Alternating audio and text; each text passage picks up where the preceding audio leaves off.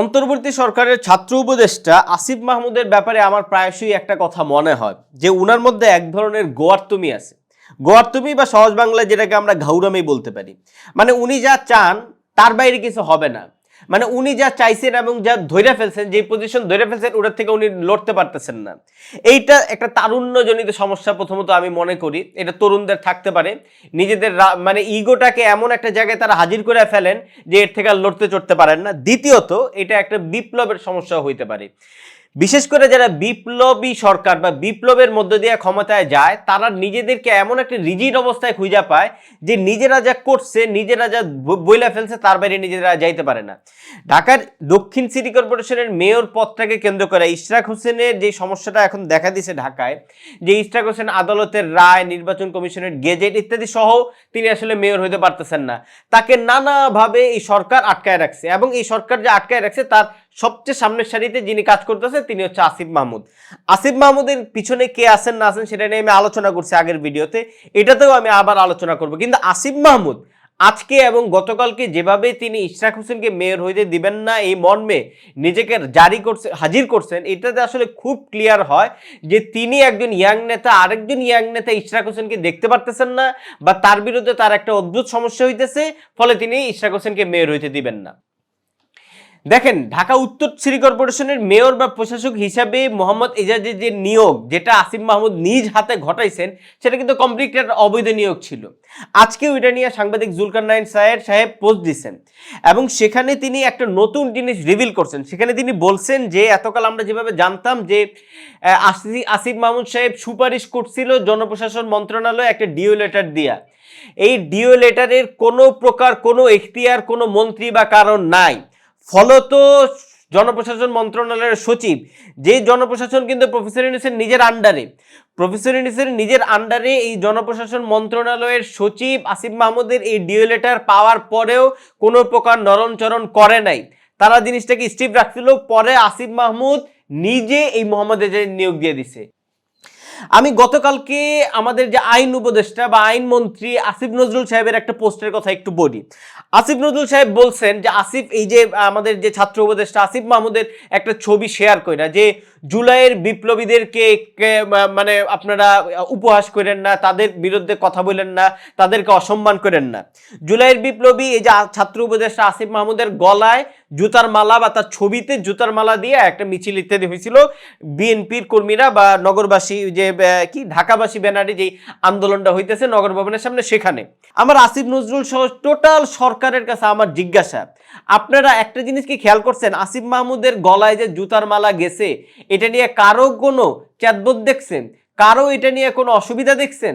এই যে বিএনপির নেতাকর্মীরা এই ব্যাপারে আসিফ মাহমুদের গলায় যে জুতার মালা পরাইছে, আপনারা বলতেছেন যে জুলাই বিপ্লবীদের অসম্মান করেন না, কিন্তু জুলাই বিপ্লবীদেরকে যখন অসম্মান করা হইতেছে কেউ কোনো এটার বিরুদ্ধে কথা বলছে? বলে নাই। তার কারণ কি জানেন? তার কারণ আপনারা যখন সরাসরি নিজেদের পাওয়ার প্র্যাকটিস, আপনাদের নিজেদের সেই ফ্যাসিস্ট স্বৈরতান্ত্রিক যেই অবস্থান নিয়ে হাজির হয়ে যাবেন এবং তার এগেইনস্টে যখন এই ধরনের জুতার মালা অসম্মান হবে, তখন মানুষ এটাকে একটা পোয়েটিক জাস্টিস হিসেবে বিবেচনা করবে। মানুষ এটাকে জুলাই বিপ্লবের অসম্মান হয়ে যেতেছে সেভাবে দেখবে না। যতই তা অসম্মান হোক, যতই তা জুলাইয়ের বিপ্লবীদেরকে ছোট করুক, কিন্তু মানুষের সামনে এটা খুব ক্লিয়ার যে আসিফ মাহমুদ তার কলম, তার যেই মানে তার যে প্রশাসনিক ক্ষমতা, এইসব ক্ষমতাকে ব্যবহার করে তিনি আসলে ঢাকায় কে মেয়র হবে কে মেয়র হবে না এগুলো নির্বাচন করে জিতেছেন। তার ফলে মানুষ এই ধরনের বিষয় আসলে একসেপ্ট করতেছে এবং আসিফ মাহমুদের এই মানে অসম্মান করা যাবে না মূলক আপনাদের যে দাবি বা আবদার, এটা আসলে মানুষের কান পর্যন্ত পৌঁছাইতেছে না। মোহাম্মদ এজাজের এই যে নিয়োগটা আসিফ মাহমুদ সাহেব নিজে ঘটাইলেন, জনপ্রশাসনের সুপারিশ দিয়া সেটাতে কাজ না হয়, নিজে যে তাকে এই মোহাম্মদ এজাজকে ঢাকা উত্তর সিটি কর্পোরেশনের মেয়র বানাইয়াই ছাড়লেন। এরপরে মোহাম্মদ এজাজকে কেন্দ্র করে এই যে তার হিজবুত তাহরীর সংশ্লিষ্টতা, তার নিষিদ্ধ জঙ্গি সংগঠনের সঙ্গে তার যে সংশ্লিষ্টতা, এইটা নিয়ে আমি এখন পর্যন্ত সরকারের কোনো কাউকে একটা ফোঁটা একটু ভাবিত হইতে দেখলাম না, একটা স্টেটমেন্ট কোথাও থেকে আসতে দেখলাম না। জুলাইয়ের গণ অভ্যুত্থানের পিছনে আপনারা জানেন যে জুলাইয়ের গণ অভ্যুত্থানের ধারাবাহিকতা, এখানে ইসলামী তৌহিদি জনতার মব, তারপরে এখানে ইসলামী জঙ্গি সংগঠন, তারপরে আপনার আল কায়েদার পতাকা, এই ধরনের কত কার্যক্রম হইল, এবং সেখানে খুব ক্লিয়ারলি হিজবুত তাহরির জাতীয় যে সংগঠনটা আছে এই সংগঠনের একটা ভয়াবহ সংশ্লিষ্টতা ছিল এই জুলাইয়ের পর থেকে, জুলাইকে নানাভাবে ব্যাখ্যা করার জন্য, অপব্যাখ্যাত করার জন্য। সেই নিষিদ্ধ জঙ্গি সংগঠনের কারোর সঙ্গে সংশ্লিষ্ট একজন ব্যক্তিকে যখন ঢাকার মেয়র হিসাবে আপনি বসাইছেন এবং সেটাকে নিয়ে সোশ্যাল মিডিয়ায় ব্যাপক আলোচনা হইতেছে, আপনাদের কারো কোনো এটা নিয়ে মাথা ব্যথা নাই। আগামীকালকে যদি নিউ ইয়র্ক টাইমস যদি পোস্ট করে যে ঢাকার মেয়র হিজবুত তাহরিরের সদস্য, তখন আপনারা কি বলবেন? তখন আপনাদের উত্তরটা কি থাকবে? আমি তো সরকারের কাউকে এই বিষয়টা নিয়ে একবারও ভাবিত হইতে দেখি না। জুলাইয়ের যে গণ আন্দোলন, জুলাইয়ের যে গণ অভ্যুত্থান, এটাকে যদি এখন টোটালি ইসলামিস্ট আন্দোলন হিসেবে ব্যাখ্যা করার চেষ্টা করে ওয়েস্টার্ন মিডিয়া, আপনারা কি যাবেন? আপনারা তো নিজেরা এই জিনিসটা একদম মোয়া হিসাবে হাজির করে রাখছেন। যার বিরুদ্ধে সরাসরি জঙ্গি সংগঠনের তকমা আছে, যার বিরুদ্ধে সরাসরি এই ধরনের অভিযোগ আছে এবং অভিযোগগুলো খুব ট্রান্সপারেন্ট, খুব ক্লিয়ার, আপনারা বলতেছেন যে না আমরা মানি না। আপনারা না মানলেই তো হবে না। কালকে যদি একটা প্রবন্ধ বাইরে যায় নিউ ইয়র্ক টাইমসে, কালকে যদি একটা প্রবন্ধ বাইরে যায় বড় কোনো মিডিয়ায়, তখন আপনারা কই যাবেন? আপনাদের কোনো উত্তর নাই। ফলে আপনারা যে এই যে নিজেদের যা মন চাইতেছে, নিজেদের যেভাবে করতে ইচ্ছা করতেছে সেভাবেই কইরা ফেলবেন, এটার থেকেই আমরা আসলে বের হওয়ার জন্য জুলাইয়ের আন্দোলনে এই 2000 মানুষ মারা গেছিল। যতই আপনারা বলেন না কেন ভাই যে আপনারা জুলাইয়ের অগ্রনায়ক, আপনারাই জুলাই ঘটাইছেন, আপনারাই জুলাইয়ের নেতা, কিন্তু মনে রাখেন আপনাদেরকে গুম করে ফেলা সম্ভব হচ্ছিল না। আপনারা যখন নেতা হয়ে গেছেন তখন আপনাদের গায়ে টোকা দেওয়া সম্ভব ছিল না, ফলে আপনারা জীবিত আছেন। কিন্তু আপনারা যখন এই ধরনের একটা সিকিউরিটি কনফার্ম হয়ে গেছিল, অ্যাট দ্য সেম টাইম শহরের দেশের অসংখ্য মানুষ নিহত হয়েছে, অসংখ্য মানুষ মারা গেছে, সেই মানুষগুলোকে সামনে রেখে আপনারা ফাইনালি নেতা হয়েছেন, মন্ত্রী হয়েছেন, এমপি হয়েছেন, এনসিপি হয়েছেন, কত কিছু হয়েছেন। কিন্তু আপনারা এখন টোটালি আপনাদের এই ক্ষমতাটাকে ব্যবহার করছেন একটা স্বৈরতান্ত্রিক ওয়েতে। আপনাদের মন চাইতেছে কাকে মেয়রও বসাবেন, কাউকে বসাবেন না। মেয়র ইশরাক হোসেন, আমি মনে করি আদালতের রায় তার পক্ষে আসছে, নির্বাচন কমিশন তার পক্ষে গেজেট দিচ্ছে, ফলে আপনাদের এটা মাইনে নিতে কি অসুবিধা? আপনাদের মাইনে নিতে অসুবিধা কারণ আপনাদের আসিফ মাহমুদের মন চাইতেছে না আসিফ মাহমুদের চেয়ে বড় কেউ এখানে তার ক্ষমতা দেখায় ফেলবে। এই কারণে জুলাই অভ্যুত্থান হয়েছে, যেন আসিফ মাহমুদের ক্ষমতার উপরে কেউ যাইতে না পারে। খুব হাস্যকর হইল সত্যি যে এখানে খুবই নির্লজ্জভাবে এবং নির্বুদ্ধিতার মধ্যে দিয়ে আমি দেখলাম যে সরকার এখানে এনসিপিকে নামাই দিছে, এবং এনসিপি দেখলাম একটু আগে বিবৃতি দিতেছে যে তারা ঢাকা উত্তর সিটি কর্পোরেশনের মোহাম্মদ এজাজের সহযোগিতা নিয়ে নির্বাচন কমিশনে ঘেরাও করবে, নির্বাচন কমিশনের সামনে বিক্ষোভ কর্মসূচি করবে। এতদিন নির্বাচন কমিশনের নামে কারো কোনো অসুবিধা হইল না। আপনার নির্বাচন কমিশনের এই ব্যর্থতার দায় কার? তাইলে অন্তর্বর্তী সরকারেরই তো। নির্বাচন কমিশন এতদিন কিছু হইল না, এখন নির্বাচন কমিশন খারাপ হয়ে গেল, কারণ নির্বাচন কমিশনের একটা গেজেট প্রকাশ হয়ে গেল ইয়ার পক্ষে, বিএনপির নেতা ইশরাক হোসেনের পক্ষে। নির্বাচন কমিশন কি আইন উপদেষ্টার কাছে, আইন মন্ত্রণালয়ের কাছে মতামত চায়া তারা কি এই ব্যাপারে তাদের যে গেজেট দেওয়ার আগে মতামত চায় চিঠি পাঠায় নাই? সেই চিঠির উত্তর কেন আইন উপদেষ্টা আসিফ নজরুল সাহেব দেন নাই? আইন মন্ত্রণালয় কেন এই ব্যাপারে নীরব ছিল? এইসব উত্তর আমরা জানি যে জিনিসটা দেরি কইরা জিনিসটাকে ওই যে 15 মে পার কইরা দিয়া কোনো মতো ইশরাক হোসেনকে মেয়াদ উত্তীর্ণ দেখাইয়া জিনিসটাকে কাটায় দেওয়া। ফলে আপনারা এই যে নানা ধরনের মিথ্যার ভিতর দিয়া জগা খিচুড়ি করে শেষ পর্যন্ত আবার এনসিপিকে নামাইতেছেন। আমি মনে করি কি এটা ওই যে এনসিপির যে কিংস পার্টির যে ভাবভঙ্গিমা আছে না, কিন্তু সেই কিংস পার্টির সেই মাতবুরি যখন আপনি সরাসরি রাস্তায় নিয়ে হাজির হবেন এবং সরাসরি আপনার মোহাম্মদ এজাজ যিনি একজন প্রশাসনিক কর্মকর্তা, তার সাপোর্টে আরেকটা প্রশাসন বা আরেকটা স্বায়ত্তশাসিত সংস্থার সামনে গিয়ে হামলা মানে বিক্ষোভ কর্মসূচি চালাবেন, তখন আপনার যে গণতান্ত্রিক ভঙ্গি সেটা এটার জন্য যে কত বড় হুমকি, এই জিনিসটা আপনারা যখন রিয়েলাইজ করতে পারবেন ততদিন অনেক দেরি হয়ে যাবে। আমি এই ভিডিও বেশি লম্বা করবো না, আমি জাস্ট আসিফ মাহমুদকে তার যে অবস্থানের যে রিজিডিটি তিনি তৈরি করছেন এটার থেকে তাকে সইরে আসার আহ্বান জানাবো। আমরা খুব ক্লিয়ারলি জানি যে তার এই যে রিজিডিটির পিছনে কে দায়ী। সৈয়দা রিজওয়ানা হাসান নামক যে উপদেষ্টা আছে তিনি তার কাছের লোক মোহাম্মদ এজাজকে ঢাকা উত্তর সিটি কর্পোরেশনের মেয়র হিসেবে বসানোর জন্য এই আসিফ মাহমুদের যত ধরনের আসিফ মাহমুদকে ইনফ্লুয়েন্স করার দরকার তা তিনি করছেন। তাকে দিয়ে তিনি চিঠি পাঠাইছেন জনপ্রশাসনে, এবং জনপ্রশাসন যখন এই ব্যাপারে মাতে নাই তখন তিনি নিজে আসিফ মাহমুদকে দিয়া নিজে এখানে মোহাম্মদ এজাজকে মেয়র হিসাবে প্রশাসক হিসাবে নিয়োগ করছেন। এই সৈয়দা রিজওয়ানা হাসানি মূলত আসিফ মাহমুদকে আজকের এই ভয়াবহ সিচুয়েশনের মধ্যে ফালাই দিয়েছেন। আমি এটা নিয়ে গত আগের ভিডিওতে খুব ক্লিয়ারলি আলোচনা করছি যে এই মোহাম্মদ এজাজ তিনি ইকবাল হাবিব, আলমগীর কবির এই জাতীয় যে হাসিনার উন্নয়ন সহযোগী, হাসিনার উন্নয়ন সহচর, তাদের সঙ্গে একত্র হইয়া একটা টোটাল আওয়ামী সিন্ডিকেট বলতে পারি, আওয়ামী মাফিয়া সিন্ডিকেট, যারা আওয়ামী লীগের হাসিনার উন্নয়নের কোটি কোটি টাকা লোপাট করত, তাদের যে সিন্ডিকেট, তাদের সিন্ডিকেটকে ক্ষমতায় নেওয়ার জন্য সৈয়দা রিজওয়ানা হাসান খুব ক্লিয়ারলি মোহাম্মদ এজাজকে এখানে ক্ষমতায় বসাইছেন এবং এর জন্য তিনি আসিফ মাহমুদকে ব্যবহার করছেন।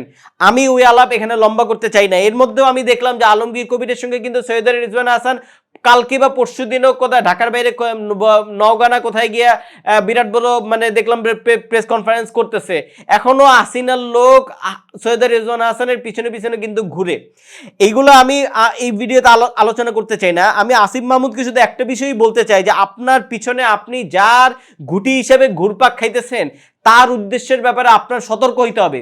আপনি আওয়ামী সিন্ডিকেটের লোকজনকে ক্ষমতায় রাখার জন্য জুলাই আন্দোলনও করেন নাই, জুলাই আন্দোলনের জন্য নিজের জীবন বাজি রাখেন নাই। অ্যাট দ্য সেম টাইম আপনি বর্তমানে এই যে স্বৈরতান্ত্রিক যে ভঙ্গিতে উত্তীর্ণ হয়েছেন এগুলোর জন্য আপনি আসলে না। আমি বলবো যে আপনি আপনার নিজের জায়গাটাকে রিথিঙ্ক করেন। সৈয়দা রিজওয়ানা হাসান চাইবে, তিনি অনেক পুরান আমলের লোক, তিনি এই পরিবেশ ঢাকা শহরের প্রজেক্ট কোন দিক দিয়ে টাকা পয়সা কোন দিক দিয়ে কার হাতে যায় এগুলো আপনারা যখন এই যে কি বলে ঢাকা ইউনিভার্সিটি স্টুডেন্ট, তার বহুত আগের থেকে উনি বেলা ফেলা এগুলো কইরা এগুলো খুব ভালো উনি জানেন। ফলে কোন টাকা কোন জায়গায় যাবে এগুলার উনার হিসাবের বাইরে আপনারা উনাকে চ্যালেঞ্জ করতে হবে বেসিক্যালি খুব ক্লিয়ারলি। উনার যে হিসাব নিকাশি হিসাবের ভিতরে পড়েন না। যাই হোক, গতকালকে আসিফ মাহমুদ সাহেব ইশরাক হোসেনের ব্যাপারে, ইশরাক হোসেন কি কারণে মেয়র হইতে পারবে না এই ব্যাপারে কয়েকটা 10টা পয়েন্ট দিয়ে একটা স্ট্যাটাস দিচ্ছেন এবং নানা ধরনের যুক্তি ইত্যাদি হাজির করছেন। তো এই ব্যাপারে ইশরাক হোসেন তার এই বক্তব্যের প্রতিক্রিয়া হিসাবে তার ফেসবুক পেজে একটা বড় বিবৃতি দিয়েছে, ভিডিও বিবৃতি দিয়েছেন, আপনারা হয়তো দেখছেন। সেখানে তিনি আসিফ মাহমুদের এই প্রত্যেকটা পয়েন্ট ধরে আসলে মানে ক্লিয়ার করছেন যে আসিফ মাহমুদের এই বক্তব্যগুলোর মধ্যে কি ধরনের আইনি অপব্যাখ্যা আছে। মানে আপনারা সময় পেলে ইশরাক হোসেনের সেই ভিডিওটা দেখে নিন, তিনি সেখানে খুব স্পষ্ট করছেন। আমি সেই আলাপে আর ঢুকতে চাই না। আমি জাস্ট একটা কথা বলতে চাই যে আসিফ মাহমুদ আজকেও তার যে বিবৃতিতে যে জিনিসটা বলছেন যে দুইজন লোক স্থানীয় সরকার মন্ত্রণালয়কে বিবাদী কইরা রিড করছে এই আদালতের রায়ের এগেইনস্টে এবং আগামীকালকে এই ব্যাপারে আদেশ আসবে। আসিফ মাহমুদ খুব ক্লিয়ারলি বলতেছেন যে এই বিচার নাকি চলমান। যেই বিচারের রায় হয়ে গেল, যেই বিচারের রায় হওয়ার পরে সরাসরি নির্বাচন কমিশন সেটার গেজেটও প্রকাশ করলো, আসিফ মাহমুদ সেটাকে একটা নতুন করে আওয়ামী লীগের পন্থায় দুইজন লোক আইনজীবীকে পাঠাই দিয়া রিড কইরা তারপরে এখন বলতেছে যে কি বলে বিচার চলমান। যেই বিচারের কারণে যে বিচার শেষ, আপনি নতুন করে এখানে ইনভলভ হইলেন, নতুন করে মামলা ঠুকে দিয়া নতুন করে বিচার চলমান। এই যে জিনিসটার মধ্যে দিয়ে যে আসিফ মাহমুদ তার যেই প্রথমত তার যেই মানে স্বৈরতান্ত্রিক অবস্থান সেটা তো ইতিপূর্বে পরিষ্কার করছেনি। এখন আবার তিনি দেখলাম যে খুব আইনি একটা শয়তানিও করতেছেন, উকিলি শয়তানি যেগুলোকে বলে। এখন এগুলা কি নজির হিসাবে এগুলা খুবই খারাপ। এবং এনসিপিও দেখলাম যে আসিফ মাহমুদের এই যে তার যে মামলা বিচারাধীন বা এই ধরনের যে অপযুক্তি এটাকে হাজির করার চেষ্টা করতেছে, যে বাইরে থেকে দুই একটা মামলা ঠুকে দিয়া ওইটাকে পেজগি বাজাই দিয়ে ওইটার ভিতরে তারা খুব মানে মামলা বিচারাধীন, অথচ এই মামলা টোটালি নিষ্পত্তি এবং গেজেটও প্রকাশ হয়েছে। ফলে এইগুলো আসলে কি বলতে গেলে এই জিনিসগুলো জাস্ট উল্লেখ করার কারণ এইটাই যে আপনারা যেই নজিরগুলো হাজির করতেছেন এই নজিরগুলো আলটিমেটলি কোনো না কোনো দিন এগুলো আপনাদের বিরুদ্ধে দাঁড়াবে। এবং আমি বলবো এই যে মেয়র ইশরাককে কেন্দ্র করে যে ঝামেলাটা তৈরি হয়েছে এইটা আসলে সরকার বিএনপির সঙ্গে বা সরকারি ইগো বিএনপির ইগো যে ধাক্কা ইত্যাদি খাইছে, এটা আসলে একটা পচা শামুক হইতেছে সরকারের জন্য। শুধু সরকারের জন্য না, যে টোটাল যে ছাত্র উপদেষ্টা ভিত্তিক যে সরকারি পাওয়ার ব্যবস্থা বা ক্ষমতা কাঠামো এটার জন্য একটা পচা শামুক হইতেছে। এই শামুকেই সরকার পা কাটবে এবং এনসিপির যে টোটাল যে ক্ষমতা কাঠামো তারা আসলে সরকারের সঙ্গে এই বিষয়ে এমনভাবে একাত্মতা তৈরি করতেছে যে সরকারের ক্ষমতা, এজাজের ক্ষমতা, আসিফ মাহমুদের ক্ষমতা এগুলোকে ব্যবহার করে তারা এই ইশরাকের এগেইনস্টে দাঁড়াইতেছে। এই দুইটা জিনিস যখন একদম এনসিপি এবং বিএনপি সরকার এই প্রত্যেকটা জিনিস যখন একদম মুখোমুখি দাঁড়ায় যাবে এর পরিণতি কোনোদিনও ভালো হবে না। আমি শেষে একটা কথা দিয়ে শেষ করতে চাই যে আপনারা জানেন যে কিছুদিন আগে আমাদের যে প্রেস সচিব প্রফেসর ইউনূসের প্রেস সচিব শফিকুল আলম একটা কথা বলছিলেন, আমি ফেসবুকে তার পক্ষে স্ট্যাটাসও দিছিলাম যে এই সরকারের ম্যান্ডেট আছে এভরিথিং করার, যে এই সরকার জুলাই গণ অভ্যুত্থান বিপ্লবের মধ্যে দিয়ে আসছে, খুবই সত্য কথা, ম্যান্ডেট আছে। কিন্তু এখন আমার বলতে বাধ্য হচ্ছি আমি যে আপনি যদি ম্যান্ডেট বলতে বোঝেন যে আপনি আদালতের রায় মানবেন না, আপনি যদি ম্যান্ডেট বলতে বোঝেন যে আদালতের নিষ্পত্তি হওয়া একটা মামলাকে নতুন করে রিট কইরা দুইজন মানে আইনজীবীকে ভাড়া কইরা রিট কইরা মামলাটা ঠেকাই দিলেন, আপনারা আপনাদের মাসল ব্যবহার কইরা একজনকে মেয়র বানাই দিবেন, আরেকজনকে মেয়র বানানোর জন্য অজস্র মানুষ সেখানে জমা হয়ে থাকবে, টোটাল দক্ষিণ সিটি কর্পোরেশনের লোকজন তাদের যে পানি বর্জ্য ইত্যাদি ভয়াবহ সব মানে একটা স্থবিরতা তৈরি হয়েছে, কোনো ধরনের সার্ভিস সেখানে নাই। এই ভয়াবহ বাস্তবতা আপনারা তৈরি করে দিতে পারবেন। ফলে এগুলার ম্যান্ডেট যদি শফিকুল আলম সাহেব বোঝায় থাকে তাহলে আমি খুবই মানে এখানে দুঃখিত হব, কারণ আপনাদের ম্যান্ডেট জুলাইয়ের ম্যান্ডেট যদি জনবিরোধী হয়ে ওঠে, আপনারা ম্যান্ডেটের অর্থ যদি বোঝেন যে আপনারা যে কোনো প্রক্রিয়ায় নিজেদের স্বৈরতান্ত্রিক একটা মুখচ্ছবি হাজির করতে পারবেন, তাইলে আমাদের খুবই মানে ক্লিয়ারলি আমাদের ভাবতে হবে যে অবশ্যই আমরা খুব দ্রুত একটা নির্বাচনের মধ্যে দিয়ে আমরা আসলে এই ধরনের অন্তর্বর্তীকালীন যেই ভয়াবহ বাস্তবতার মধ্যে ঢুকতেছি সেটার থেকে আমাদের বের হওয়া দরকার। আমি সরকারকে আহ্বান জানাবো আসিফ মাহমুদ সহ টোটাল যেই ছাত্র উপদেষ্টা, ছাত্র কাঠামো, ছাত্র ক্ষমতা কাঠামো, প্রফেসর ইউনূসের মানে লোকজন সহ সবাইকে আমি অনুরোধ করব যে মানে আপনারা আসলে মেয়র ইশরাকের এগেনস্টে বা মেয়র ইশরাকের ঘটনাকে কেন্দ্র করে যে টাসলটা ক্রিয়েট করছেন বিএনপির সঙ্গে, এটা অনুচিত হইতেছে এবং এটা টোটালি আপনাদের যেই ভিতরে যে ক্ষমতার যেই মানে খারাপ চেহারাটা সেটা প্রকাশ হয়ে যাচ্ছে। আমরা আশা করব যে আপনারা এটা থেকে বের হবেন এবং আগামীকালকে যে আদেশ আসবে মেয়র রিট এটার মধ্যে দিয়ে এটার একটা ভালো নিষ্পত্তি হবে এবং এনসিপিকে একটা কিংস পার্টির অভিধা থেকে বের হয়ে এনসিপিকে এইগুলোর পিছনে দয়া করে ব্যবহার করবেন না। এনসিপির যে রাজনৈতিক ভবিষ্যৎ আছে, তার রাজনৈতিক যে সম্ভাবনা আছে সেটাকে দয়া করে এখানে হত্যা করবেন না। তাকে কে মেয়র হবে বা মেয়র হবে না, তার রাজনীতিকে এখানে তাকে ফুট সোলজার হিসাবে